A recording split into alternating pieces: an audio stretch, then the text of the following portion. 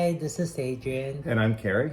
And for this episode, we are going to talk about Cary's favorite topic for now, which is Oldies, but but goodies. goodies. Yes. So, I'm sure I remember some of this, but some of them maybe I'm just a toddler when it was made. So, When the first one we're starting out with here came out, neither of us were even a thought in anybody's mind. okay. So this first one is by the House of Flores, and it is called simply Number 89. It's an eau de toilette, and it came out in 1951. Wow. Yeah, it's a long time ago. So they do their perfuming in-house, or at least the older fragrances were all done in-house. So they don't really list who the perfumers are. It's, I guess, people in the family.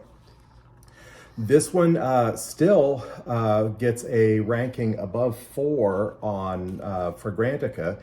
It's a very traditional fragrance, very gentlemanly. It's not something for everyone, and I would say that a lot of really younger people might not gravitate towards this. It's not that they wouldn't like it, but it's probably not something that they're used to. It definitely has a sort of a barbershop sort of a vibe to it. It has lavender, bergamot, orange, neroli, petitgrain, and nutmeg, rose, geranium, lang lang, musk. Ilang. Ilang. Yes, that's a Filipino flower. Is it? Yeah. Yes, it's like you. Okay, what a surprise. And musk, oak moss, sandalwood, Virginia cedar, and vetiver. So it's got a lot of nice notes in there. Everything from a little bit of fruity, flowery stuff to things that help it kind of stick to you, like musk and oak moss and sandalwood. I'm now curious because it has ilang and it might remind me of that flower. Or it might not. It might just remind you of a barbershop. No, it might be surprised. I could spot it out. Yeah. You can smell it? Yeah. Let me see. What about it comes out to you? It's kind of like a lily. Oh, okay. You know, but it's just it's a different. It's just a flower that you can find in the Philippines. But if once you smell it, you know it. Because I've smelled that smell in other things, but I've always thought it was the lavender coming through. So of course, the lavender comes through, but it's like this hidden scent that if you have smelled it before, you know what it is. Well, I learned something. Yeah. So I learned something. So I'm like, wow, 1951. I'm gonna have to mention that note a little bit more and have you tune me into it and stuff. I've rarely smelled any fragrances that are real specific on that, where you smell it as a real full frontal it's note. a very exotic flower, not something that you'd hear about often. Now, how they got such an exciting name as Number 89 is back when they were doing their perfuming, the building that they worked in was number 89 on German Street.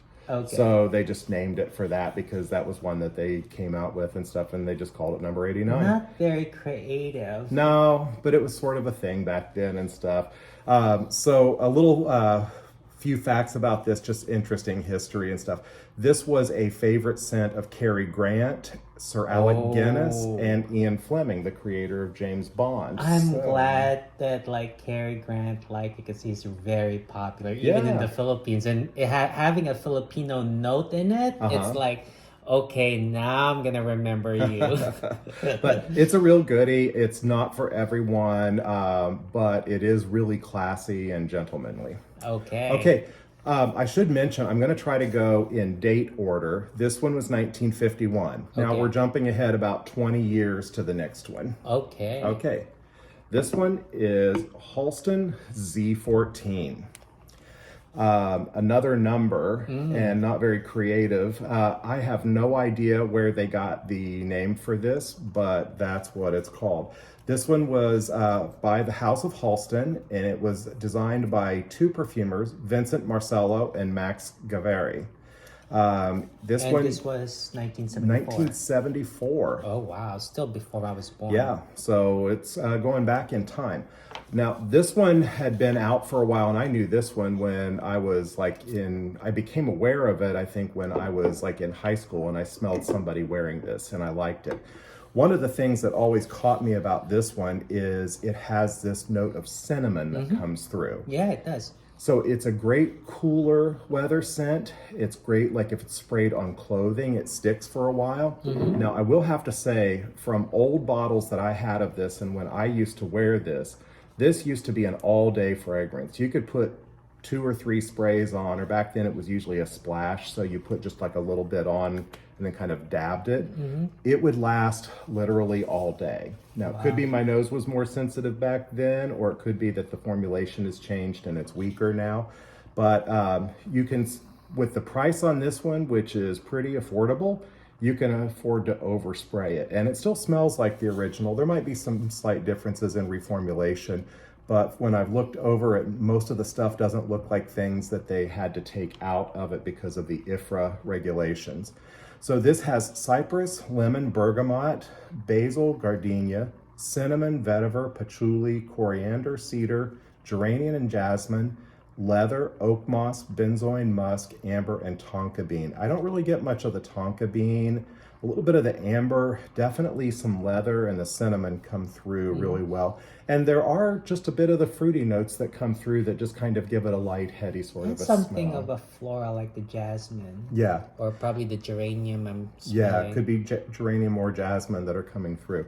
I like this scent. It's not something I wear very often, but it is a nostalgic scent that kind of brings back memories for me. And I still think that this is sort of a classy scent that when you smell it on someone, that it just, has good vibes to it and stuff. Definitely as the leather comes through on it, it's one of those sorts of ones that can still have some relevance in this day and age with other fragrances that continue to use those similar notes. Okay, so now we'll take a quick little jump up to 1978 with our next one. Okay. This one, I think I liked it at first because of the bottle, because it was kind of tall and weird, and I never quite understood what that ring thing on the top was all about.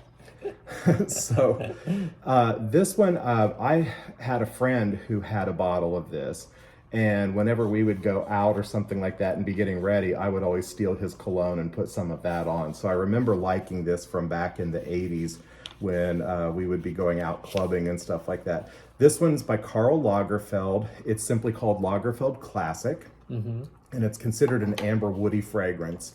It was launched in 1978, and this one has tarragon, clary sage, bergamot, lemon, tobacco, sandalwood, orris, patchouli, rose, cedar, jasmine, amber, vanilla, oak moss, and tonka bean.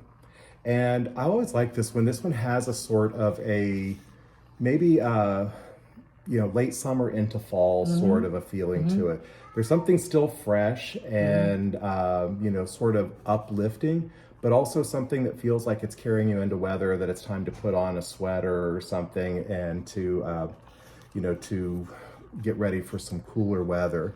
It definitely has some nice woody notes that carry well in slightly cooler weather. It's not overpowering. No, it's not. And it's a little soapy smelling, and I think it always was. I think maybe some of the older formulations, I remember it smelling a little bit more, maybe a little bit more kind of boozy or something, but definitely still a good fragrance. And you can get this at a really good price. So if you do get a bottle of this, get a big bottle of it, and that'll last you probably for the rest of your life. You won't wear it a lot, but it is kind of fun to pull out now and then and be unique from pulling something out that's from way back in the past. Yeah. Okay.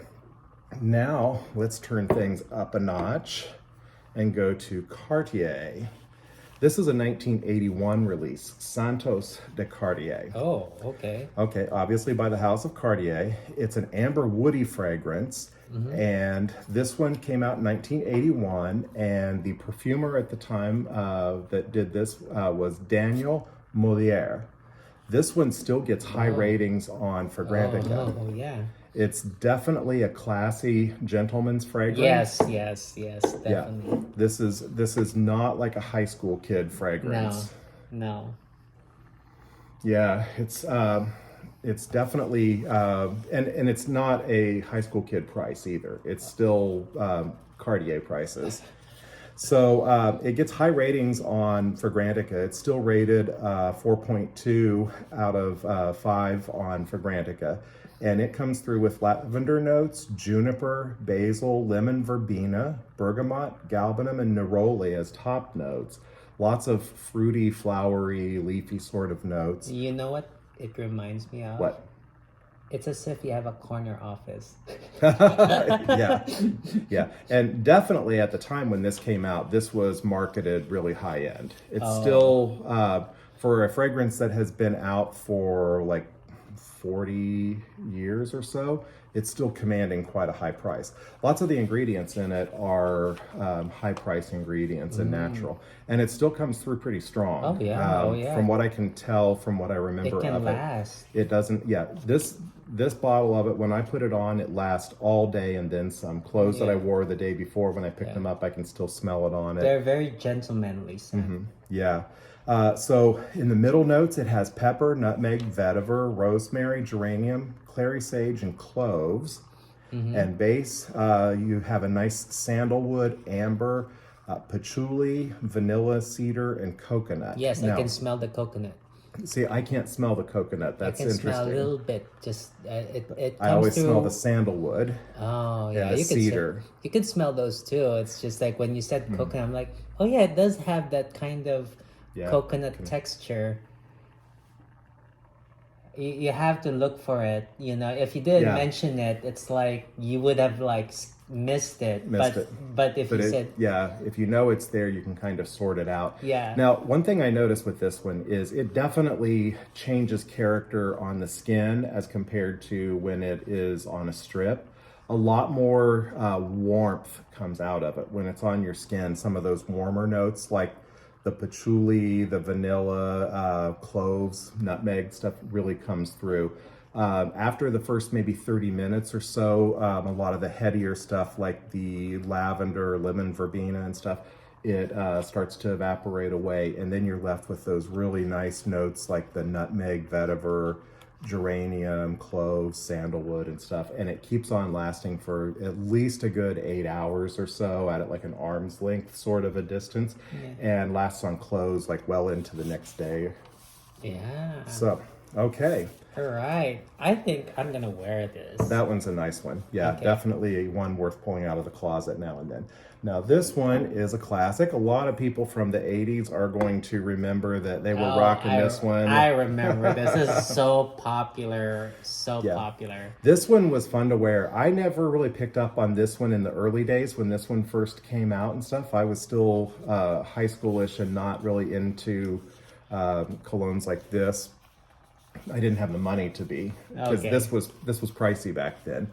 Nowadays, it's pretty affordable. I wouldn't exactly call it a cheapie, but it's probably close. But it's still really good. Yeah. This one came out in 1982, Drakkar Noir, and there are a couple flankers on it. There's an amber one that is rather recent, and it's really nice. But this one's from 1982. And it's by Guy Laroche. That's the house, and it was designed by Pierre Warnay. And it has lavender, lemon, bergamot, rosemary, mint, lemon verbena, basil, and artemisia. So kind of a mossy fougere sort of a top to it. And then it has juniper, cinnamon once again, wormwood, carnation, angelica, and jasmine. And then in the base, oak moss. This is one of the things that really kind of throws back to the 80s and 70s and stuff, is oak moss. That's gone out of a lot of fragrances these days because of IFRA regulations, but some things still use it because the combination or the strength that they used it at wasn't above the regulations, so they go ahead and they keep up their formulation. It also has leather, fir, pine tree needles, sandalwood, vetiver, patchouli, and amber. So a pretty complex mix there. Oh, yeah. And it comes off nicely. Several people that I've talked to always comment that this reminds them of like way back. If they're kind of on the younger side, they remember either like their dad or their grandpa wearing this. Or some people who are, more my age, they remember wearing it when they were young and stuff, and it brings back a lot of good memories. I still think it's a great scent that a lot of people can pull off today. It definitely has a kind of a feel from back then because of the oak moss, the lavender and stuff like that being sort of heavy in it. But having the interesting cinnamon note in it is always something that I really enjoyed with it too. It doesn't come out super strong, but it's there and you can smell it with a little bit of body heat. Yes, of course. Okay. Now, moving on to cinnamon, one of my absolute favorites. Oh, yes. Yeah. Who doesn't love this once they've smelled it, really? Yeah. This is a 1986 release by Calvin Klein, Obsession for Men. Now, there's also an Obsession for Women. I've never tried that, and I don't even really know what similarities there are in the notes. But this one came out, this was put out by a perfumer, Robert Slattery, who worked with Calvin Klein during that time. And this one, the first thing I always notice about it when I smell it is the cinnamon. This one is a very cinnamon forward. To me, lavender. Really? Yes. If I had to pick up a strong lavender perfume scent, I would say Obsession. Well, this one definitely, lavender is one of the top most noted or most noticed notes in it. The top notes are cinnamon, lavender, coriander, mandarin orange, lime, bergamot, and grapefruit. I don't notice the grapefruit so much, but I do notice the mandarin orange. Then in the middle, what you're left with after the top notes go away is a really nice spicy blend of myrrh, nutmeg, carnation, rosewood, sage, jasmine, and berries. So you still have something kind of fruity there that makes it smell more than just like the warm woody type stuff. And then in the base, amber, vanilla, sandalwood, musk, patchouli, and vetiver. A lot of these fragrances back then, they used the sort of sandalwood, patchouli, vetiver sorts of things in the base. So there's a lot of similarities in those. I think that's why when people smell late 70s, early 80s to maybe early 90s and stuff, they smell something that reminds them of them. I think it's that sort of a similar base in these. Yeah. So, I mean, for me, it's like if you can only have one perfume to bring with you to a certain, bomb shelter. I don't know. This one would be an easy grab. Yes. It satisfies a lot of occasions, hits a lot of nice points and stuff. It's not like a kind of a one occasion only type of a fragrance. No, it's not. It's great. You know, it's great formulation and and affordable now, right? Yeah, pretty affordable. I would say in many cases really affordable if you catch some deals on some discounter websites. Okay.